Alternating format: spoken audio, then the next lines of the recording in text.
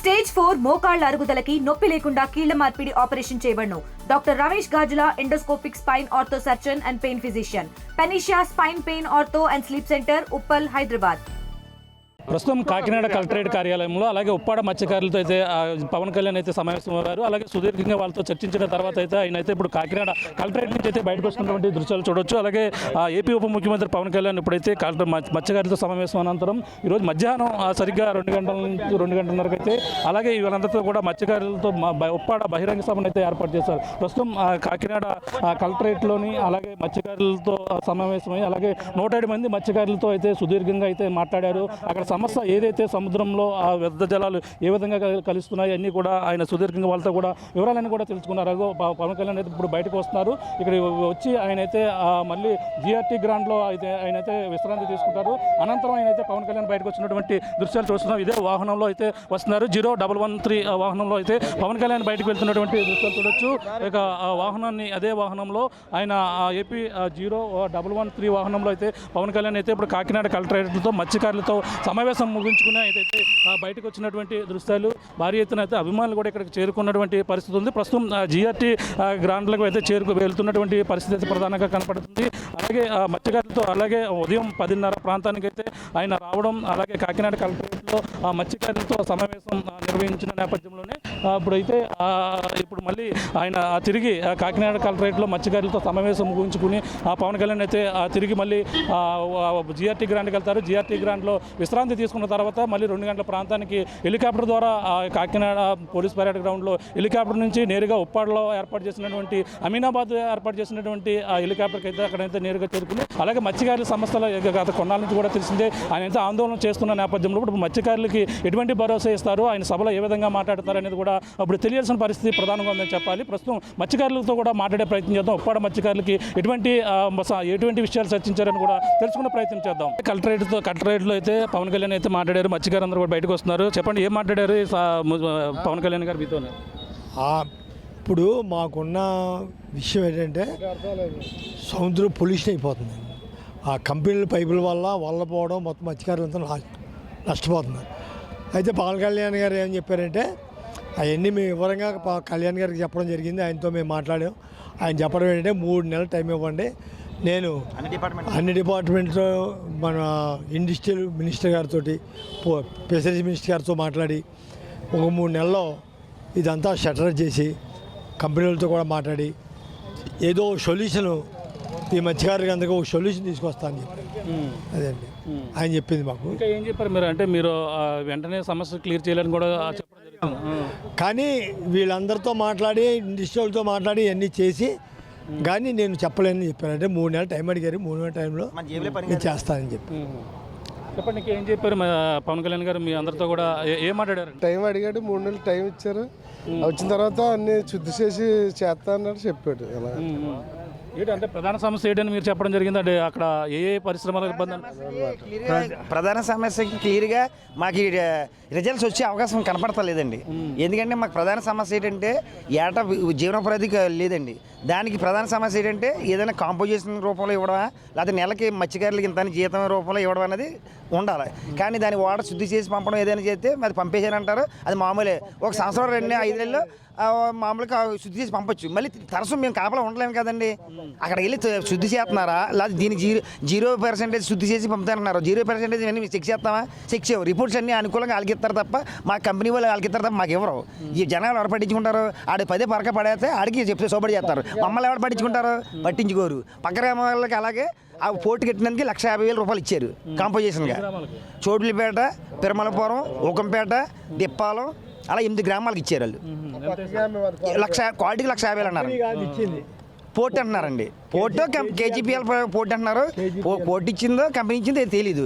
కానీ ఈ వ్యర్థాల వల్ల మత్స్యకారులు పూర్తిగా నశించే అవకాశం 90%, 100% ఉందండి. కానీ దీన్ని న్యాయం కూర్చారని అనుకుంటున్నాం. 3 నెలలు టైం అడిగారు. అలాగని సార్ అన్నాము. మరి ఇదే విషయం ఇప్పుడు నాతో ఇప్పుడు ఏదైతే చెప్పారో అదే విషయం ఆయనతో చెప్పారో క్లియర్గా? మొత్తం ఒకలే కదండి, 20 మంది 100 మంది మాట్లాడారు. 100 మంది మాట్లాడినా మత్స్యకారుడికి న్యాయం చేయాలనేసి మాట్లాడుతున్నారు. కానీ న్యాయం జరిగితే లేదన్నది 3 నెలలు పోయిన తర్వాత మేము వెయిట్ చేయాలి. మరి కంపెనీ తీయడం అన్నది ఇంపాసిబుల్ కదా. కంపెనీ అది దానికి ఒక క్వశ్చన్ వేసారండి. కంపెనీ కట్టినప్పుడు ఏం చేశారు, అప్పుడే ఇది వ్యతిరేకత అక్కడే ఉండాలి కదా అని అడిగారు. కానీ అదే తప్పండి. అప్పుడు ఆ వైసీపీ వాళ్ళు ఏం చేశారంటే మిగతా జనాభాలు అందరిని అనిసేసి ఉన్నకాడికి 4 వెళ్ళి వాళ్ళు పబ్లిక్ హియరింగ్ ఏది పెట్టకుండా వాళ్ళు పబ్లిక్ హియరింగ్స్లో మొత్తం జనాలతో సంతకాలు తీసుకొని ఓకే అంటే ఓకే, కంపెనీ వల్ల ఎవరికి నష్టం లేదు అలాగనేసి సంతకాలు తీసుకొని కంపెనీ స్టార్ట్ చేసుకున్నారు. ఎవరైనా మాట్లాడితే నలుగురు ముగ్గురు తీసుకెళ్ళి బొక్కలు వేసేవారు అంతే. వైసీపీ టైంలో అది స్థాపించారండి అరవింద కంపెనీ. కానీ ఇప్పుడు దానివల్ల నష్టం. ఇప్పుడు మాకు స్వతంత్రంగా పవన్ కళ్యాణ్ వచ్చిన తర్వాత మాకు స్వతంత్రం వచ్చింది, మాకు ధైర్యం ఉంది పవన్ కళ్యాణ్ గారు కాపాడతారని. కానీ కంపెనీ పూర్తి అయిపోయిన తర్వాత మీరేం చేశారు, అప్పుడు ఆయన నుంచి వైసీపీ వాళ్ళు అడుగుతున్నారు. వాళ్ళు వైసీపీ వాళ్ళు ఏం చేస్తారండి, మా తప్పని ఒప్పుకోరు కదా. మేము ముందు ప్రభుత్వంలోనే వైఎస్ రాజశేఖర ఉన్నప్పుడే స్టార్ట్ అయిందని మేమే చేయమని అంటున్నారు వాళ్ళు. మరి 3 నెలల సమయంలో మీకు అవుతుందని మరి 3 నెలల టైంలో ఏదవుతుంది అని అంటే ప్రజలకి న్యాయం జరగాలండి. కానీ జరుగుతుందా లేదన్నది మేము మా చేతిలో కాదు కదా. పవన్ కళ్యాణ్ గారు కూడా నేను ఒకటి చేతిలో జేబులేదు అయిపోయింది కాదు. సీఎం గారు దృష్టిలో పెట్టాలా, పొల్యూషన్ డిపార్ట్మెంట్ ఉండాలా, ఈయన కేంద్ర దృష్టికి వెళ్ళాలా. ఇవన్నీ తీసుకెళ్ళిన తర్వాత అవుతుంది. ఇవన్నీ వెళ్ళకపోతే నేను ఒకరిని చేసేది కదా అని ఆయన అంటున్నారు. ఆయనే ఆయన తప్పు పట్టడం ఏం చేయలేము. అంటే మేము ధర్నా రోడ్లు ఎక్కి ధర్నా చేస్తున్నాం కాబట్టి మా ఆందోళన ఆలకించలేక చూడలేక వచ్చేది ఆయన. తర్వాత నాకు న్యాయం జరుగుతుంది లేదన్నది మేము మా జేబులో పనికేది. పవన్ కళ్యాణ్ గారు కూడా చేస్తారని మేము ఉద్దేశంతో ఉన్నాం. మరి చేస్తారు లేదన్నది ఆ 3 నెలలు పోయిన తర్వాత ఆయన ఇష్టం. అది సభలో ఇప్పుడు బహిరంగ సభలో ఉన్నారు. బహిరంగ సభలో కూడా ఇదే విషయాన్ని ఆయన చెప్పే అవకాశం ఉందా? మరి అక్కడ ఉన్న స్థానికులు కూడా దీన్ని చాలా రమస్గా మాట్లాడతారండి. ఎందుకంటే తక్షణమే మేము 3 నెలలు అన్నాం కానీ తక్షణమే దానికి పరిష్కారం చేయాలంటారు. కానీ తక్షణమే పరిష్కారం అవ్వదనేసి మాకు తెలుసు. కానీ చేయలేరు. అది ఎవరు ఇంపాసిబులే. వాళ్ళకైతే ఎవరికైనా ఇంపాసిబులే. చెప్పండి, ఏం మాట్లాడారు పవన్ కళ్యాణ్ గారితో? ఎటువంటి విషయాలు చర్చించడం జరిగిందండి? సార్ ఆల్రెడీ పవన్ కళ్యాణ్ గారు మాకు ఇప్పుడు ఉప్పాడు మీటింగ్లో కూడా చెప్తానని చెప్పారు. ఏదైతే మన అరబిందో సంస్థ లేదా దివ్య సంస్థలు ఉన్నాయో వాటితో నిపుణులతో కమిటీ చేసి వ్యర్థాలు ఎంతవరకు వదులుతున్నారు ఏంటనేది దాని మీద సమగ్ర నివేదిక తెచ్చుకొని మనకి న్యాయం చేసే విధంగా చేస్తానని కూడా మాట ఇచ్చారు. అలాగే పొల్యూషన్ కంట్రోల్ బోర్డుని వాళ్ళని అలాగే కలెక్టర్ గారిని మత్స్యకారులను కలిపి ఒక కమిటీ చేసి ట్రాన్స్పరెంట్గా చేసి నేను కలెక్టర్ గారు 100 రోజుల్లో అని చెప్పారు. కానీ అందరూ ఎంతో త్వరగతిన వీలైతే అంత త్వరగతిన చేయమని మీ అందరం కూడా డిమాండ్ చేసాం. మా డిప్యూటీ సీఎం గారు చాలా సానుకూలంగా స్పందించారు. ఆయన చేస్తారని కూడా మేము నమ్ముతున్నాం. చెప్పండి, పవన్ కళ్యాణ్ గారు ఏం మాట్లాడారు? మీరు ఏ సమస్యలు చెప్పండి? అదే మా మత్స్యకారుల సమస్యలు అన్నీ చెప్పాము. ఆ కంపెనీల గురించి కూడా దానివల్ల పొల్యూషన్ వస్తుందని ఆ విషయం మీద కూడా చెప్పాము. దాని మీద స్పందించి మీ కష్టాలను నేను పంచుకుంటాను, దానికి న్యాయం చేస్తాను మీ మత్స్యకారులకి నో డౌట్ అని చెప్పారు పవన్ కళ్యాణ్ గారు. ఏంటండి అది చెప్పండి, ఏమన్నారు? ఇంకా ఏమేమి మాట్లాడారు? అసలు ఎన్ని నెలల సమయం అడిగారు? మేము మత్స్యకారులు ఇప్పుడు ఎదుర్కొంటున్న సమస్యలపై దానికి సంబంధించిన పొల్యూషన్ అధికారులు అలాగే డిప్యూటీ సీఎం అయిన పవన్ కళ్యాణ్ గారు, కలెక్టర్ గారు అందరూ కూర్చోండి ఒక చర్చకి అయితే వచ్చామండి. అయితే అక్కడ మేము అడిగిన డిమాండ్స్ ఏంటంటే మాకు ఆ పొల్యూషన్ వల్ల జీవనాధారాన్ని కోల్పోయి మత్స్యకారులు ఈరోజు వలసలు పోయే పరిస్థితికి వచ్చామండి. ఇక్కడ బ్రతకలేని కష్టం. 5 లక్షల నుంచి ₹1 కోటి వరకు వ్యాపారాలు చేసుకొని ఈ వేళ ఆత్మహత్యలు చేసుకునే పరిస్థితికి వచ్చామని చెప్పేసి ఆయనకి మా బాధని ఆయనకి వినిపించుకున్నామండి. అయితే ఆయన ఏమి ఇచ్చారంటే భరోసా, మీకు దీనికి సంబంధించిన పొల్యూషన్ గురించి నేను ఒకసారి విజిట్ చేసి 100 రోజుల్లో ఈ పొల్యూషన్కి సంబంధించిన అధికారులతో కూడా మాట్లాడి అలాగే మన రాష్ట్ర ముఖ్యమంత్రి వర్యులు చంద్రబాబు నాయుడు గారితో మాట్లాడి మీకు తగిన పరిష్కారం చేస్తానని ఒక హామీ అయితే ఇచ్చారండి. దీనికి గడువు 100 రోజులు టైం అడిగారండి. దానికి మేము కూడా ఓకేనండి అని చెప్పడం జరిగిందండి. అంటే మీరు అప్పుడు గత ప్రభుత్వంలో మరి ఏం చేశారని కూడా పవన్ కళ్యాణ్ ప్రశ్నించి కూడా తెలుస్తుంది. గత ప్రభుత్వంలో మరి ఇది ఇప్పుడు వచ్చింది కాదు కదా, గత ప్రభుత్వంలో వచ్చింది. మరి అప్పుడు ఎందుకు మీరు ధర్నాలు చేయలేదు? ఈ గవర్నమెంట్ వచ్చిన తర్వాత ఎందుకు ధర్నాలు చేస్తున్నారు అంటే దానికి కూడా సమాధానం ఇచ్చామండి. గత గవర్నమెంట్లో మేము ధర్నాకి దిగితే అనేక రకాల కేసులు పెట్టి లోపల పడేయడం జరిగేదండి. తర్వాత వ్యక్తిత్వంగా టార్గెట్ చేసి వాళ్ళని ఏ విధంగా హింసించాలనే దాని మీద ఉండేవారండి. ఆ ప్రభుత్వంలో మేము భయపడి బయటికి రోడ్డు మీకు రాలేకపోయామండి. ఈ కూటమి గవర్నమెంట్ మాకు న్యాయం చేస్తుంది అని ఇది ప్రజల వద్ద ఉండే మంచి ప్రభుత్వం అని చెప్పేసి మేము విన్నవించుకోవడానికి రోడ్డు ఎక్కామండి. దానికి కూడా పవన్ కళ్యాణ్ గారు సానుకూలంగానే స్పందించారండి. ఏం మాట్లాడారు? ఇది ఒకటే మాట్లాడారు? ఇంకా సమస్యలు ఇదే అండి వల్లే. అయితే మిగతా గ్రామాల నుంచి కూడా రుద్రభూములు అడిగారు, తర్వాత సముద్రం కోతకి ఉప్పాడ ప్లస్ కోన్పాపేట గట్టు కూడా అడిగారండి. దానికి 372 కోట్ల రూపాయలు శాంక్షన్ అయ్యింది. అది రావడానికి టైం పడుతుంది. ఈ లోపల తాత్కాలికంగా విలేజ్లు కొట్టుకుపోకుండా తాత్కాలిక పరిష్కారం పెద్ద పెద్ద బండరాళ్ళు వేసి కాపాడుతామని చెప్పారండి. అదే ఈ విధంగా పవన్ కళ్యాణ్ గారు హామీ ఇవ్వడంతో మేము ఇప్పుడు ఈ మీటింగు మత్స్యకారులు కొంత ఆనందాన్ని పొందినట్టుగా నిరూపిస్తున్నామండి. అంటే ఇప్పుడు బహిరంగ సభలో మీరు ఇప్పుడు 107 మంది ఎంతమంది పాల్గొన్నారు? బహిరంగ సభలో మరి మిగిలిన వాళ్ళు కూడా ఒప్పుకునే అవకాశం ఉందంటారా? మరి బహిరంగ సభలో కూడా ప్రజలకి వాళ్ళకి అర్థమయ్యేటట్టు వాళ్ళకి పూర్తి హామీ ఇస్తే వాళ్ళు కూడా ప్రజలు కూడా ఆనందాన్ని వ్యక్తం చేసి ఒప్పుకుంటారనే నమ్మకం మాకు ఉందండి. ఎంతమంది పాల్గొన్నారు? ఆయన ఏ సమస్యలు మీరు ముఖ్యంగా చెప్పడం జరిగింది? మెయిన్ ఏంటంటే అన్ని కేటలకు సంబంధించిన మత్స్యకారులు వచ్చాం మండలం మొత్తం మీద. టోటల్గా పొల్యూషన్ మీదే అంటే మత్స్యకారుల యొక్క జీవనాధారం మొత్తం తొండంగి మండలం కొత్తపేట మండలం కూడా ఫిషింగ్ మీద కాబట్టి మేజర్గా ఉప్పారు కాబట్టి వాళ్ళు పొల్యూషన్ వల్ల అయిపోతుందని చెప్పాం. ఏదో శాస్త్రీయంగా అధ్యయనం చేసి 3 నెలల్లో కమిటీ చేసి మత్స్యకారులకి బెనిఫిట్ వచ్చేలా కవర్ చేస్తామని చెప్పారు. అప్పుడులా ఏటకి వెళ్ళాలంటే ఏటకి వెళ్ళిపోమని చెప్పి కూడా ఈరోజు అక్కడ అనౌన్స్మెంట్ చేస్తారు ఉప్పాడులోను. తప్పకుండా అది మన కాన్స్టిట్యున్సీ ఎమ్మెల్యే కాబట్టి డిప్యూటీ సీఎం గారు కాబట్టి న్యాయం చేస్తారని మా మత్స్యకారులు ఆశతో చూస్తున్నారు. అంటే ఇప్పుడు మీరు అందరూ కూడా ఒప్పుకున్నారు, అక్కడ ఉన్న స్థానికులు కూడా ఒప్పుకునే అవకాశం ఉందంటారా? అంటే ఆయన సారా స్వయంగా ప్రకటిస్తా అని చెప్పారు. ఇక్కడ ఏదైతే మాట్లాడామో ఇది గోప్యం కాదు కదా, ఇక్కడ మన అంతరంగంగా కొన్ని నాయకులతో మాట్లాడారు. అక్కడ ఆయన నుంచి ఓపెన్గా చెప్తాను చెప్పారు. మా మత్స్యకారు మహిళలకి యూత్కి మత్స్యకారులు కూడా చెప్తాను చెప్పారు. అంటే గత ప్రభుత్వం హయాంలో కట్టేసింది, ఇప్పుడు మనం ఏం చేయగలం అని కూడా ఒక మాట సందర్భం కూడా వచ్చిందని కూడా అది కట్టాను. గత ప్రభుత్వంలో కట్టేసిందే.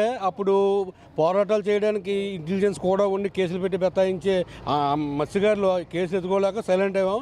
ఇప్పుడు పవన్ కళ్యాణ్ గారు పెట్టే గుణం కాబట్టి ఓ మాట అన్నా సరే కాన్స్టిట్యున్సీ ఎమ్మెల్యేగా మినిస్టర్గా ఆయన మాకు అడిగే హక్కు ఉంటుంది. ఆయన పెట్టే మమ్మల్ని దండించే హక్కు ఉంది, మేము దండించే హక్కు ఉంది, ఆయన దండించే హక్కు ఉంది కాబట్టి ఆయన శాతనాహంతో ఉన్నామన్నమాట.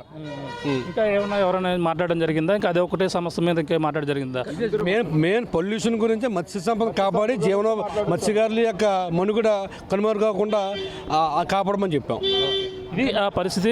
మత్స్యకారులు అయితే ఇంకా ప్రధానంగా చూసుకుంటే మత్స్యకారులందరూ కూడా ఇప్పుడే వస్తున్నారు. వాళ్ళ సమస్యలపై కూడా గత కొన్నాళ్ళ నుంచి కూడా తెలిసిందే. గత నెల 23వ తేదీన 24వ తేదీన అయితే భారీ ఎత్తున ఆందోళన చేపట్టారు. పవన్ కళ్యాణ్ రావాలి, స్థానిక నియోజకవర్గ ఎమ్మెల్యే రావాలంటూ కూడా వాళ్ళంతా కూడా నిరసనలు తెలియజేసిన నేపథ్యంలోనే 10వ తారీఖు వరకు డెడ్ లైన్ ఇచ్చారు. ఈ నేపథ్యంలోనే ఈరోజు 9వ తారీఖున రావడం, ఆయనైతే కాకినాడ జిల్లా కలెక్టర్ కార్యాలయంలో మొత్తం 107 మంది మత్స్యకారులతో ఆయనైతే సుదీర్ఘంగా సమావేశం నిర్వహించి అసలు సమస్య ఏ విధంగా ఉంది, ఎవరెవరు ఒక్కొక్కరు అభిప్రాయాలు కూడా తెలుసుకున్నటువంటి పరిస్థితి ఉంది. అంటే 3 నెలల సమయంలో ఆ సమయం ఇవ్వండి అని కూడా పవన్ కళ్యాణ్ 3 నెలల సమయంలో ఏ విధంగా ఉంటుంది పొల్యూషన్ బోర్డు దాంతో పాటు అలాగే మత్స్యకార శాఖతో పాటు అలాగే పరిశ్రమలకు సంబంధించిన శాఖతో పాటు మొత్తం అందరూ కూడా సుదీర్ఘంగా చర్చించి 3 నెలల్లో మొత్తం న్యాయం చేసే విధంగా కూడా మాట్లాడతానంటూ కూడా పవన్ కళ్యాణ్ అయితే మాట ఇచ్చినట్టుగా తెలుస్తుంది. ఈ నేపథ్యంలో బహిరంగ సభలో ఇదే విషయాన్ని కూడా మత్స్యకారులందరూ కూడా బహిరంగంగానే చెప్పే అవకాశం కూడా క్లియర్ కట్గా కనబడుతుంది. గత ప్రభుత్వంలో పవన్ కళ్యాణ్ కూడా గత ప్రభుత్వంలో మీరు ఎందుకు మీరు దాన్ని ఎందుకు అనుమతించారు, ఎందుకు మీరు అప్పుడు ఎందుకు అడ్డుకోలేదని కూడా పవన్ కళ్యాణ్ కూడా మత్స్యకారులను అడిగిన నేపథ్యంలోనే మత్స్యకారులు కూడా గత ప్రభుత్వ సమయంలో అలాగే కేసులు పెట్టి చాలా విధాలుగా కూడా వేధించారు. వేధించిన నేపథ్యంలోనే మేము ఈ విధంగా వాళ్ళని ఏ విధంగానూ కూడా అడ్డుపెట్టే ప్రయత్నం అయితే చేయలేకపోయాం. కేసులు పెట్టి ఈ విధంగా అయితే చేసిన నేపథ్యంలోనే గతంలో పరిశ్రమలకు స్థాపించకుండా మేమంతా కూడా అడ్డుకోలేకపోయాం కూడా చెప్పుకొచ్చినటువంటి పరిస్థితి ప్రధానంగా ఉంది. ఏదేమైనా అప్పుడు అయితే పవన్ కళ్యాణ్ పెద్ద నాయకుడు కాబట్టి స్థానిక నియోజకవర్గ ఎమ్మెల్యే కాబట్టి మా సమస్యను ఆయన వింటారు కాబట్టి పక్క నియోజకవర్గంలో ఏదైతే మత్స్యకారులకి ఏ విధంగా లబ్ధి చేకూరుతుందో ఆ విధంగానే మాకు నష్టపరిహారం కూడా కల్పించాలా, లేదంటే పరిశ్రమల నుంచి వ్యర్థాలు రాకుండా నిరోధించాలని కూడా వీళ్ళందరూ కూడా కోరుతున్నటువంటి పరిస్థితి. ఇప్పుడు ధైర్యంగా అడిగే పరిస్థితి ఉంది కాబట్టి ధైర్యంగా వచ్చి అడిగాము. అందుకనే పవన్ కళ్యాణ్ మా మాట వింటారు కాబట్టి ఇప్పుడైతే కూడా ధైర్యంగా రాగలిగామని కూడా చెప్పుకొస్తున్నటువంటి పరిస్థితి ఉంది. ఏదేమైనా ఈరోజు బహిరంగ సభలో అయితే బహిరంగ సభలో ఇదే విషయాన్ని కూడా మత్స్యకారులకి అయితే మొత్తం బహిరంగంగానే పవన్ కళ్యాణ్ ఇక్కడ మత్స్యకారులు మాట్లాడినటువంటి మత్స్యకారులతోనే కాకుండా బహిరంగంగా ఉప్పాడ సముద్ర తీరంలో ఉన్నటువంటి మత్స్యకారులందరూ కూడా బహిరంగంగానే 3 నెలల సమయం కావాలంటూ కూడా కోరినట్టుగా కూడా పవన్ కళ్యాణ్ వీళ్ళందరూ కూడా తెలియపరిచారు. అదే విషయాన్ని కూడా అక్కడ తెలియపరిచే అవకాశం ఉంది. మరి మత్స్యకారులు ఏ విధంగా స్పందిస్తారో అక్కడ బహిరంగ సభలో మిగిలిన మత్స్యకారులు కూడా దీనికి అంగీకరిస్తారా లేదా అని కూడా తెలియాల్సిన పరిస్థితి ప్రధానంగా ఉందని చెప్పాలి. ఇదికున్న తాజా పరిస్థితి. కెమెరాలతో ప్రకాష్ RTV ఇక కాకినాడ కలెక్టరేట్ నుంచి. తెలుగులో న్యూస్ కి ఫాస్టెస్ట్ యాప్ ఇప్పుడు టోటల్లీ న్యూ అవతార్లో జస్ట్ 5 సెకండ్స్ లో కంప్లీట్ న్యూస్. సోషల్ మీడియాలో ట్రెండ్స్ కి one stop solution. Live TV app voice search option తో ఇప్పుడే డౌన్లోడ్ చేయండి లేదా అప్డేట్ అయిపోండి. యాప్ లింక్ డిస్క్రిప్షన్ లో ఉంది.